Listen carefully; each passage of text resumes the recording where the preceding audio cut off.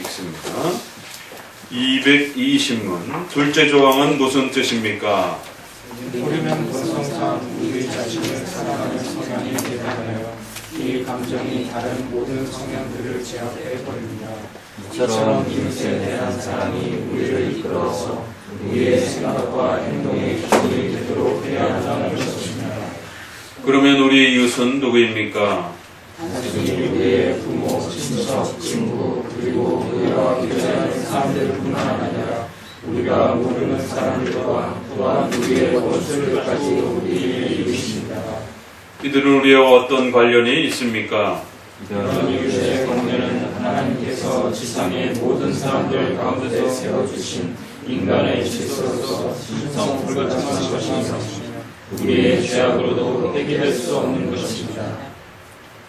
그러면 만일 누군가 우리를 미워하더라도 그것은 그 사람 자신만의 일이어서 위와 같은 하나님의 질서에 의하면 그는 우리의 이웃됨을 잃어버리는 것이 아니므로 우리는 그를 계속 이웃으로 간주해야 한다는 말입니까? 그렇습니다. 십계명을 소개하고 난 이후에 계속해서 율법의 총체적인 의미들을 다시 한번 정리해가고 있습니다.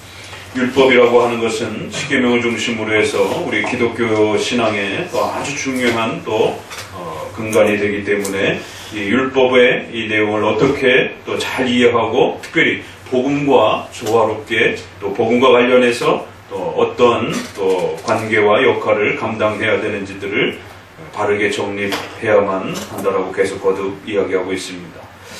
복음처럼 율법이 취급되어져서도 안 됩니다. 그렇게 되면 율법주의가 되어집니다.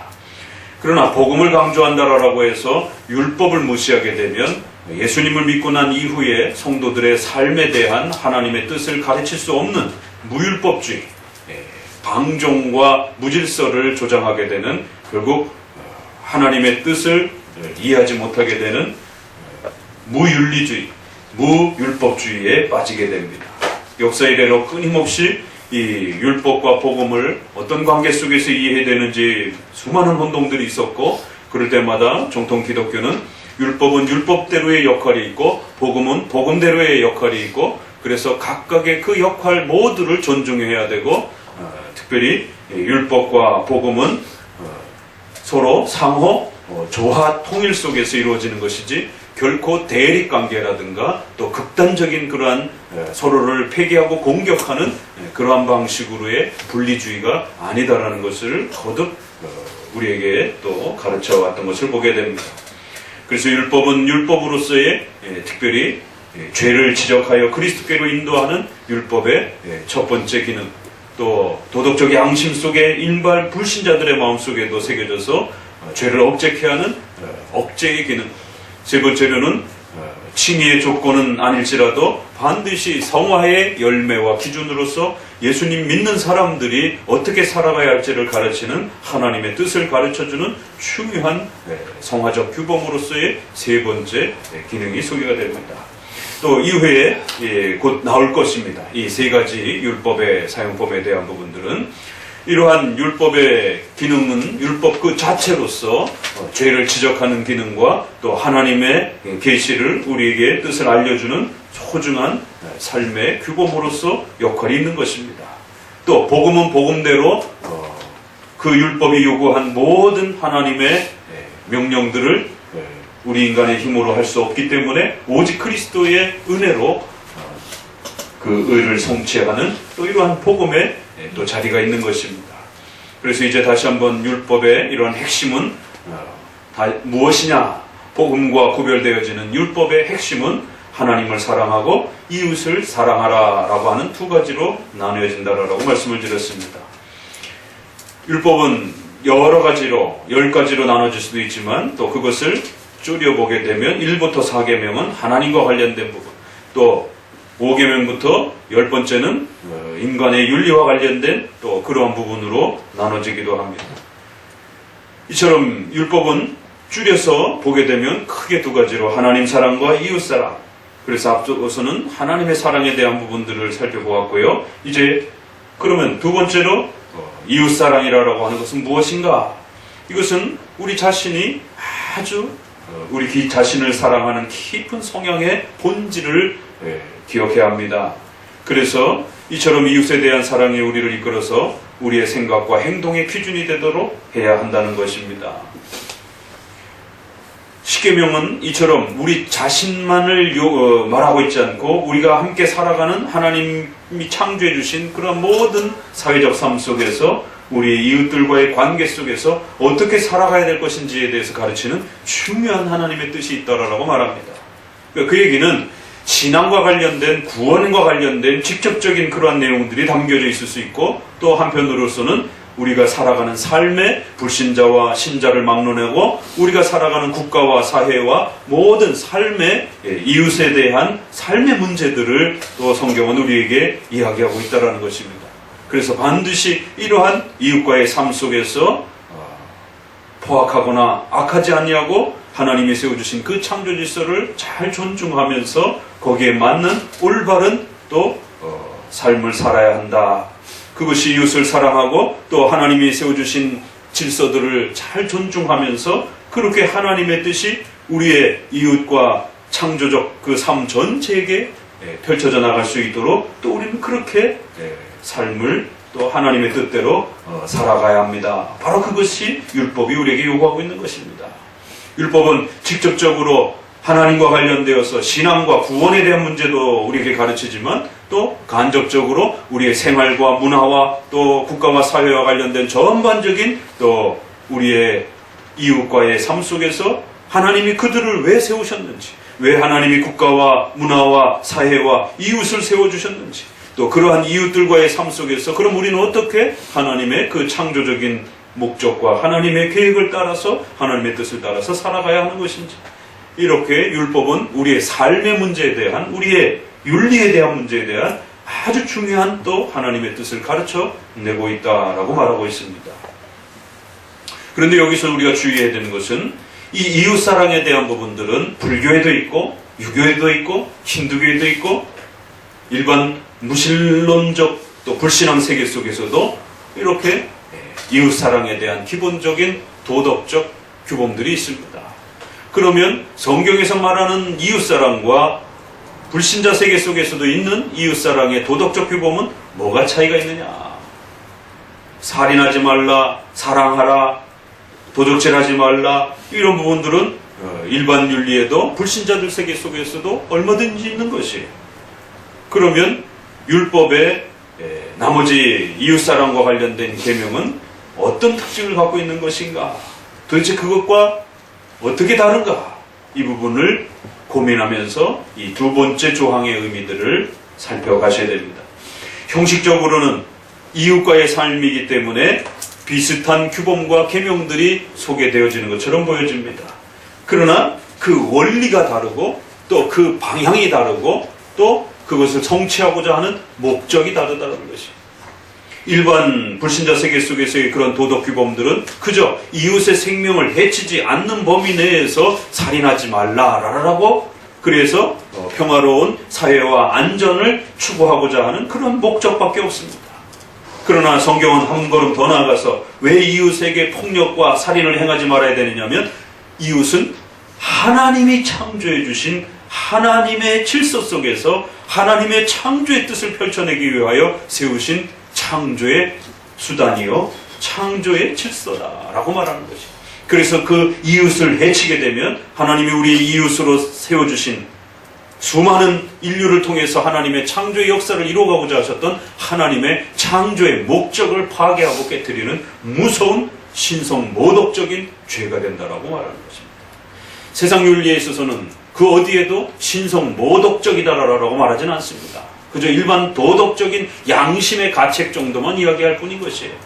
그러나 십계명에서의 일반 윤리는 보편적인 도덕적 양심 문제뿐만 아니라 더 나아가서 신성 모독적인 그러한 도덕적 양심의 가책이 우리 이웃과 부닥치고 이웃과 트러블을 일으키면서 문제를 일으키는 이러한 도덕적 양심의 가책은 단순한 도덕적 양심의 수준에 머물러 있지 아니하고 그런 이웃들을 창조하시고 그런 이웃들을 통하여 하나님의 거대한 창조 역사와 또 인간 세계 역사를 이루어 가시는 그래야 종말론적 최후 심판 때까지 하나님의 거대한 역사를 인류를 통해서 이루어가고자 하시는 하나님의 창조 질서를 파괴하는 무서운 신성모독이 될 수 있다는 것입니다. 살인죄는 살인죄에서 끝나지 아니하고 하나님의 형상을 없애는, 하나님의 형상으로 지으신 인간을 파괴하는 하나님의 창조에 대한 무서운 도전이 될 수 있다라고 말합니다. 그래서 율법의 일반 윤리에 대한 이러한 규범과 가르침들은 단순한 도덕 그러한 규범이 아니라 하나님과 관련돼서 하나님이 누구신지를 가르치는 중요한 계시적 윤리로 성도들의 삶을 가르치는 중요한 또 규범이 된다라고 말합니다. 우리 이웃은 누굽니까? 부모, 가족 가운데서 우리가 형성되어지는 그런 가족관계가 있을 수 있습니다. 그리고 삶을 살아가다 보면 나이에 맞게 친구와 또 그러한 이웃들을 마련할 수가 있습니다. 더 나아가서는 직장생활과 또 국가라고 하는 삶 속에서 같은 이웃을 또 형성하게 됩니다. 이런 모든 이웃들은 사도행전 17장에 있는 것처럼 거주와 경계와 거처를 마련하시는 분은 하나님이시다라고 말하는 것입니다. 어디에 태어날지, 어떤 사람들과 이웃이 되어야 할, 어떤 사람들과 이웃으로 살아가야 할지, 한평생 어떠한 방식으로 살아가야 될지에 대해서 하나님이 모든 각자들을 그렇게 결정하신다라고 말하는 것입니다. 우리가 모르는 사람들과 또한 우리의 원수들까지도 때로는 이렇게 우리의 이웃과의 관계 속에서 하나님께서 잠언 16장에서 말씀하시는 4장 3절 4절에서 말하는 것처럼 악한 자도 하나님께서 적당한 그런 목적과 뜻을 따라서 하나님이 쓰시기 위하여 그렇게 우리의 이웃으로 세우셨다라고 말합니다. 이들은 우리와 어떤 관련이 있습니까?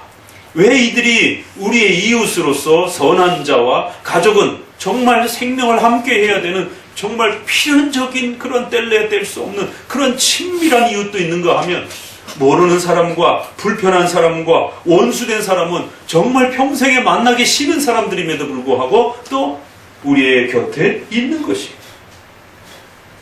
도대체 이들은 왜 우리와 관련이 있습니까? 아주 참 재미있는 독특한 대답을 합니다.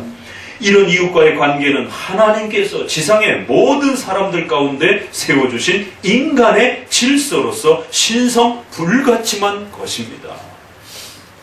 굉장히 놀라운 고백입니다.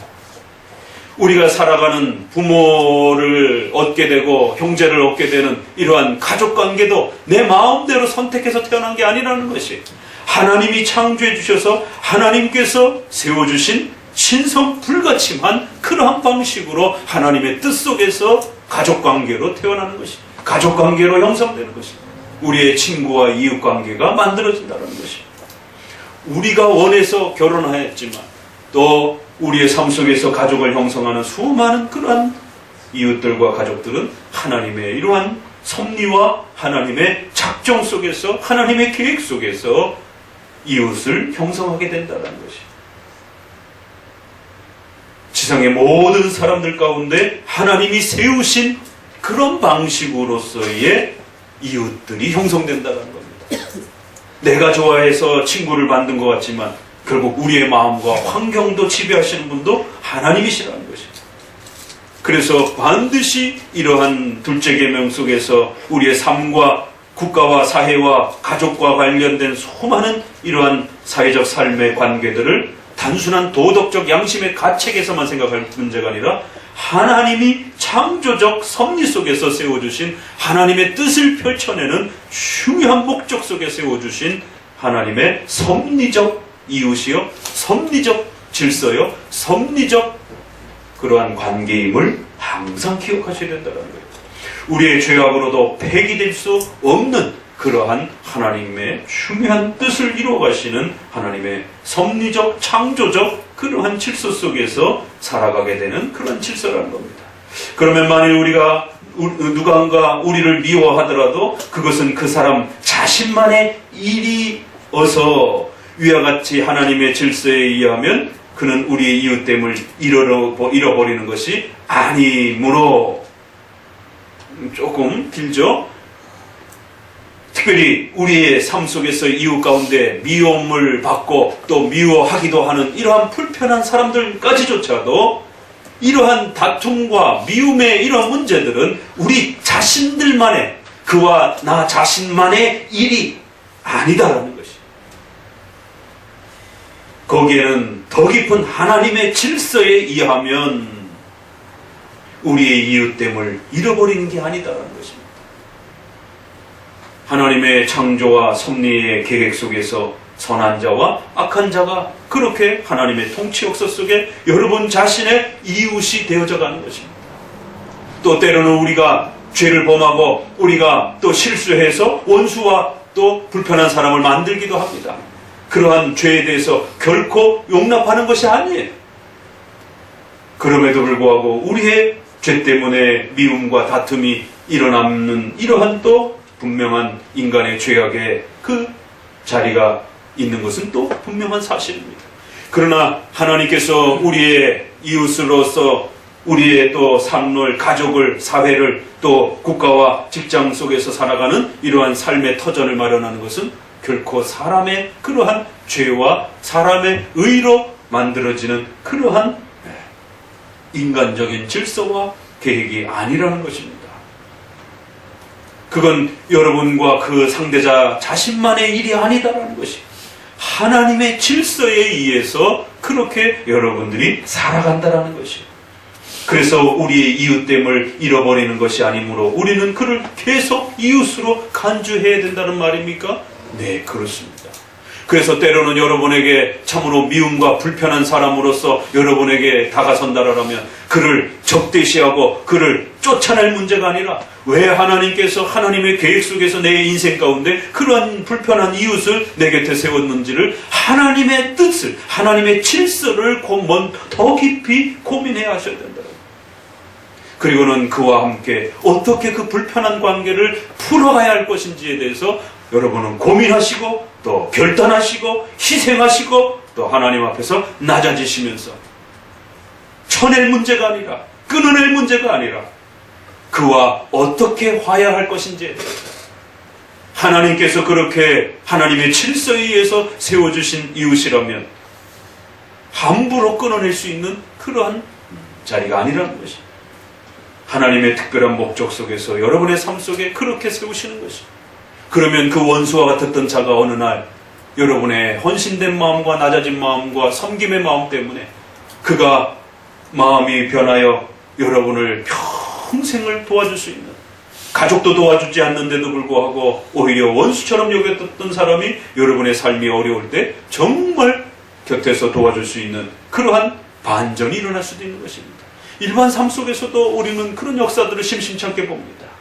성도들의 삶 속에서는 이처럼 하나님의 질서와 역사 속에 반전과 같은, 오히려 선한 자를 들어서 여러분을 돕기보다도 오히려 악한 자를 들어서 여러분을 돕는 방식으로 그렇게 하나님은 더 위대한 일을 만들어 가실 수 있다는 것입니다. 그래서 여러분 자신도 훈련시키고 또 그 악한 자가 선한 자의 이웃으로 바뀌게 되면 더 끈끈한 그러한, 더 뗄 수 없는 그러한 강력한 관계로 연합을 맺어가면서 한평생을 서로 이웃과 친구처럼 살아갈 수 있는 그러한 또 놀라운 관계를 만들어내실 수도 있다는 것입니다.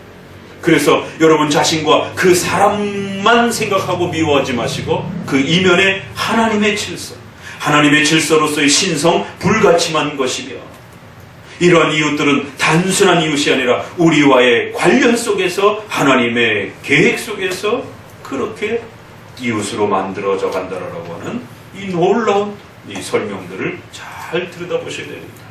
그래서 율법에는 이처럼 일반 불신자들 세계 속에서의 도덕적 윤리들은 단순한 도덕적 양심에 대한 문제 정도만 소개하지만 우리는 그 살인하지 말라, 결혼 관계에 있어서 간음하지 말라, 도적질하지 말라, 이러한 윤리의 각각의 삶들이 우리 이웃들과 다 관련되어 있는 그러한 삶의 내용들이며, 또 그러한 이웃들은 단순히 세워져 가는 것이 아니라 하나님의 창조 질서 속에서 만나는 것이고, 또 하나님의 위대한 창조의 질서를 펼쳐나가기 위한 저도 여러분도 우리 이웃들도 다 하나님의 창조의 도구로서 그렇게 이웃으로 만나는 그런 관계 속에 살아간다는 것이.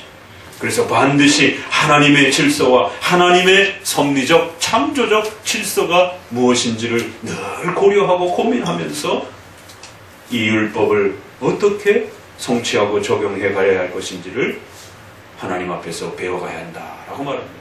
이처럼 율법은 칭의의 조건은 아니라 할지라도 우리 성도들에게 하나님의 위대하신 그 뜻을, 하나님의 그 깊은 마음을 배워갈 수 있는, 신앙과 구원과 직접적으로 관련되어서 하나님을 뜨겁게 사모하고 사랑하는 것과 또 하나님이 창조해 주신 사회와 가족과 또 국가와 사회 속에서 하나님의 뜻을 또 우리가 어떻게 그 창조적 질서를 펼쳐나가야 하는지를 가르치는 아주 중요한 규범으로서 우리의 삶을 지배하는 중요한 기준이 된다라고 말하고 있는 것입니다.